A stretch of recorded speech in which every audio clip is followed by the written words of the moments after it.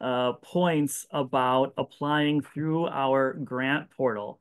The first slide that I want to show you is a timeline of events that is in your guidelines document. So if you saw the guidelines, this should not be new to you.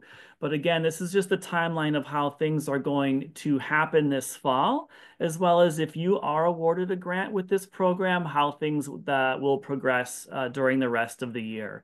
So you can apply right now. The application is online and available, and the deadline is Monday, January 6th at 5 p.m. Pacific time, in case you are in a different time zone, 5 p.m. Pacific sharp. All right. We will announce the awards by the end of January, and then your research and design will begin right away in February. There are some key dates that you may want to tentatively, block off of your calendar now. And then for the spring, the 2-day workshops, as well as another one in the summer with your presentation of plans. So it's a good thing to have these dates, know them ahead of time. The key thing right now is making sure that your application is submitted by January 6th. So the next big piece in my world of grants management is who can apply, who's eligible. So a public library must serve as the applicant library. If desired, sometimes there's less red tape. The applicant can also be a library affiliated organization, like a friends group, a library foundation, which acts as a fiscal sponsor. What that means is your 501c3, that affiliation, that friends group or that library foundation, they would have to be a federally recognized 501c3 organization, a nonprofit at the federal level. They could act as your fiscal sponsor. They would receive the funds on your behalf, and then they would expend the funds to you when needed. A librarian or a library staff member that has direct programming responsibilities should be the person that's acting as a project director. We don't necessarily want somebody in a library director or a library supervisor role. We need someone that is hands on the ground and does public programming as part of their job responsibility. And then the authorizing official, whether that's the library director, if you're part of a big branch, it might be someone downtown, or if you're using a fiscal sponsor, the executive director of your friends group or foundation would be the one that would need to sign the certification at the end of the application, and B, if you are awarded, sign the grant agreement. So this entire process is online. So if you start at our webpage, calhum.org, at the very top purple banner, it says Grant Portal. There is a link on this slide that leads you to the same place. If you have applied with us before, use that same username and login, or there will be a register box in the corner.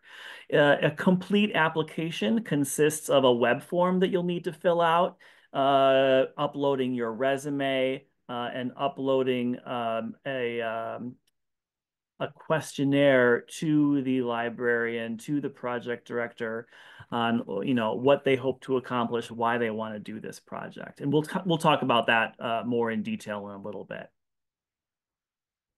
So on this slide here is the top of our webpage, like I said, calhum.org, and then in the top there is a grant portal, which leads you to the bottom screenshot. Like I said, if you've been registered, if you've applied before, whether it's Library Innovation Lab or any other one of our grant programs, you can use your existing login or hit the register box if you are new to us. Once inside the portal, the red circle where it says programs at the top brings you to like our main menu of all the different grant programs we offer, and then you will see Library Innovation light up. And if you hit that green More button, it goes to a longer description of what our Library Innovation Lab program is. If you go to the next slide, Kristen. And then it will show you where the Apply button is. Now, once you start a new application, this is kind of what the inside of the portal looks like. The section in the middle with the 4 tasks and the half green circle, those are the tasks that you need to complete in order to submit this application. So as you work on those 4 tasks, the green circle will fill in all the way when it's done. You have to complete each of those 4 tasks, and then you will be able to submit, once those 4 tasks are complete. So this is just a sample of, any old web form that you would find online, right? There's some fill in the blanks, there's some check boxes, maybe some drop down boxes, your name, address, phone number, email address, yada, yada, yada. So again, a simple web form that you will fill out. At the end of each form is either save and continue or mark as complete. Like I said before, you'll want to mark each task as complete as you go. Once you've completed the first task, you can hit back to application to kind of see all those 4 tasks again. And then the circles on the left are just showing you again those 4 tasks that you need to complete. So your navigation at this point is on the left-hand side of that screen.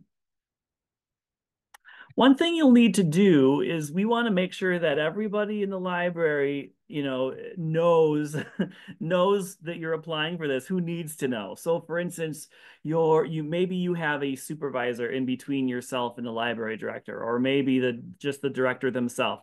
The form will ask those kinds of questions to make sure that we get approval from the right folks. So one thing that you'll need to do is you'll need to add that or use that Add Collaborator button to your library director. Like I said, maybe it's someone even downtown that needs to sign off on your application, certifying that the information that you've provided us is all true and that they approve that you are submitting a grant application at this time. So when you hit that Add Collaborator button, it sends that person an email. It says that you want help finishing your application. You can explain to them that they need to review it and sign it at the end. You won't be able to notice that submit button is grayed out. You won't be able to submit until your library director or whoever is acting as the authorizing official for this certification has approved your application submission. So you can see in this next screen, one of the common questions that we get is, I've completed one of my tasks. Doesn't matter which task. I've completed one of my tasks, but it's wrong. I need to edit it. I need to change something. I put in somebody's phone number wrong. I attached the wrong attachment. And sometimes it's tricky to find that edit button. So you'll in the right top corner of this screenshot, you'll see what looks like an ellipsis, 3 dots. That is the submenu where you will find the edit button in case you need to edit anything. The next slide, there's 2 things. The yellow circle preview, if you want to, I should start with, look in the middle. All 3 of those boxes in this example are the green check boxes are on. The green submit button is lit up, meaning it's ready for you to submit. You've completed all the necessary tasks. So that